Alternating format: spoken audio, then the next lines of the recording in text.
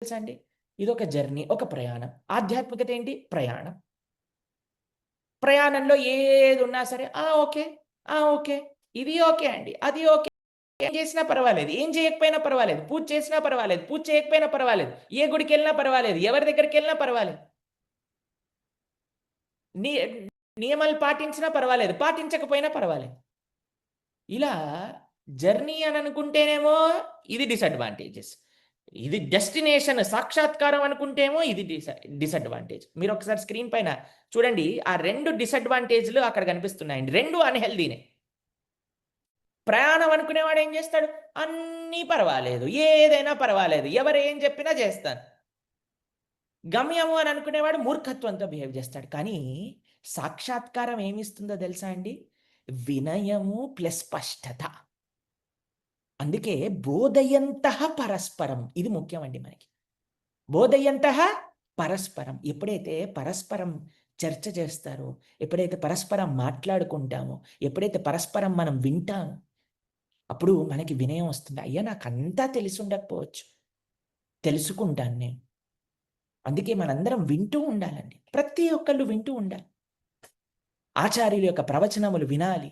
భక్తుల యొక్క ప్రవచనములు నిరంతరం అంటే మొత్తం ఎవ్వరు కూడా ఒక స్టేజ్‌కి రారండి. నాకు మొత్తం తెలుసు.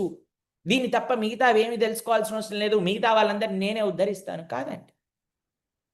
వినయం ఉండాలి మనకి. ఇంకా తెలుసుకోవాలి. ఇంకా నేర్చుకోవాలి నేను. ఇంకా ముందుకెళ్ళాలి. ఎన్నో విషయాలు. ఎందుకో తెలుసా అండి? భగవంతుడనేది సాగరం లాంటి వాడండి. ఒక పాయింట్‌లో ఉన్నప్పుడు వారు ఆ ఆ పాయింట్‌నే చూడగలుగుతారు. కానీ మిగతా వాళ్ళు ఇంకెన్ని రకాలమైన అనుభూతులను భగవత్ సాక్షాత్కారములు తెలుసుకుంటారు. వారందరివి మనం శ్రవణం చేయాలి. అందుకే ఇప్పటికీ మా జీవితంలో ఒక నియమం ఉంటుందండి.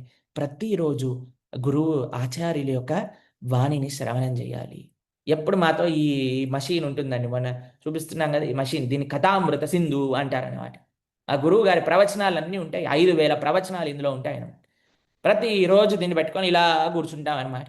ఇలా కూర్చొని వీటిని వింటూ ఉంటాం. ఆరాధన చేసుకుంటున్నప్పుడు, ప్రసాదం తీసుకుంటున్నప్పుడు.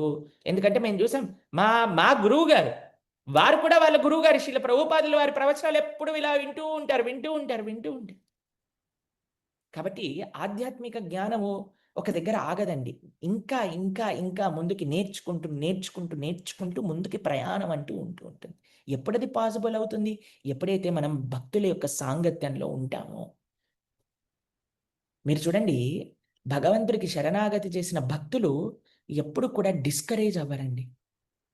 ఎప్పుడు కూడా క్షోభకి గురవ్వరండి. ఎందుకో తెలుసా అండి? ఎందుకు అనంటే భగవంతుడు నియంత అని తెలుసుకున్నారు కాబట్టి. కానీ కొన్ని కొన్ని సార్లు ఏమవుతుందో తెలుసా అండి? ప్రశ్నొస్తుందండి. ఎందుకు నాకు ఈ జీవితంలో ఇలా జరుగుతుంది? నాకెందుకు ఇలా జరుగుతుంది? అని అన్నప్పుడు మనల్ని మంచి మార్గంలోకి పెట్టడానికి భక్తులు కావాలి.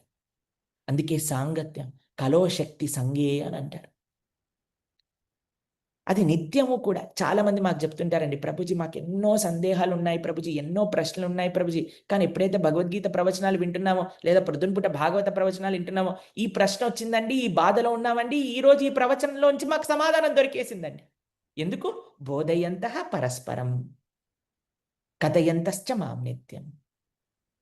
ప్రశ్నలు అడగడానికి అందుకే మనకి ఒక గురువులు, ఆచార్యులు, ది లివింగ్ గురువు అనేది మనకి చాలా ముఖ్యమండి. మన ముందు వారి యొక్క ఆచరణ చూపిస్తూ, మనకేదన్నా ఉంటే అడిగి, తెలుసుకొని, మనకి ప్రేమను అందించే ఒక ఆధ్యాత్మిక ఆచార్యులు, గురువులనేవారు మన ముందు ఉండటం, వారిని నడవటం, వారి యొక్క జీవనం, వారి యొక్క మాటలు చూడటం అనేది చాలా చాలా ముఖ్యమండి. చాలా అదృష్టం అది నిజంగా చెప్పాలంటే. కాబట్టి ఇక్కడ భగవంతుడు ఈ విషయాన్ని చెప్తున్నారు. కాబట్టి ఆధ్యాత్మిక భావన ఎప్పుడైనా గుర్తుపెట్టుకోండి. మన లోపల వినయాన్ని ఇవ్వాలి.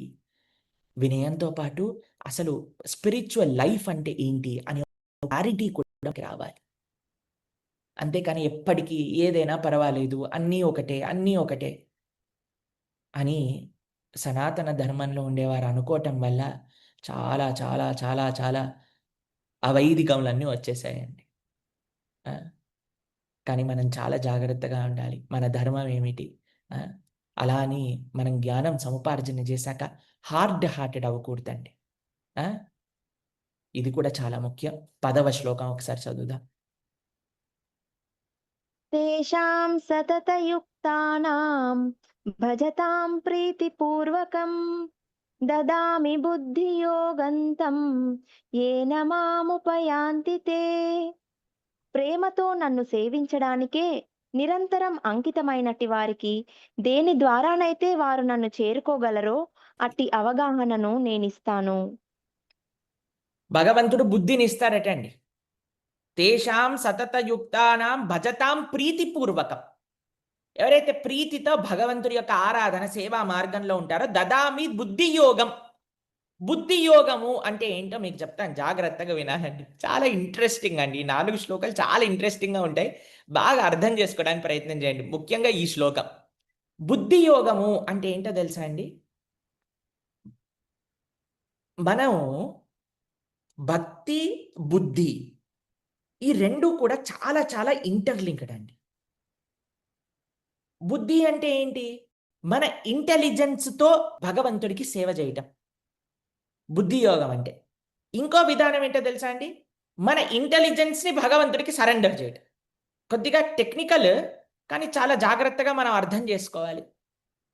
ఇది ఏం చేస్తుందట మనకి? ఈ ఇంటెలిజెన్స్ ఏమిస్తుందట? ఈ ఈ భగవద్భక్తి మార్గం మనకి ఏం నేర్పిస్తుందట అనంటే, ఒకటి బుద్ధితో భగవంతుడిని ఎలా సేవించాలి? ఎలా మన ఇంటెలిజెన్స్‌ని స్వామి యొక్క ఆరాధనలో, స్వామి యొక్క సేవలో మనం పెట్టాలి? మోస్ట్‌లీ, ఆల్మోస్ట్ ప్రతిసారి కూడా మనకి ఇలానే ఉంటుందండి. మనం ఎలా ఇంటెలిజెన్స్‌తో, నమ్మకంతో, విశ్వాసంతో మనకి భగవంతుడిచ్చిన బుద్ధితో భగవంతుడికి ఎలా సేవ చేయాలి? కొన్ని కొన్ని సార్లు ఏమవుతుందో తెలుసా అండి? మన బుద్ధినే భగవంతుడికి ఇచ్చేయాల్సొస్తుందండి. అక్కడ మనం బుద్ధి పెట్టి ఆలోచించే అవకాశం ఉండదు. ఒక్కసారి చూడండి, బుద్ధి వస్తుంది. Surrender with intelligence. తెలివి, జ్ఞానముతో శరణాగతి చెయ్యుట. కొన్ని కొన్ని సార్లు సరెండర్ ఇంటెలిజెన్స్, భగవంతుడికి అన్నీ తెలుసు అని భావనతో మన బుద్ధిని భగవంతుడికి వదిలేయాలి.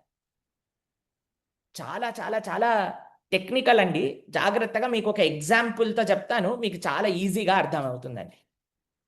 అర్జునుడు కొన్ని ప్రశ్నలున్నాయండి. అందుకే కృష్ణుడు యుద్ధం చెయ్యి అనంటే, లేదయ్యా నాకు ఈ ఈ ఈ ఈ ఈ ప్రశ్నలకి సమాధానం చెప్పు అనన్నారు.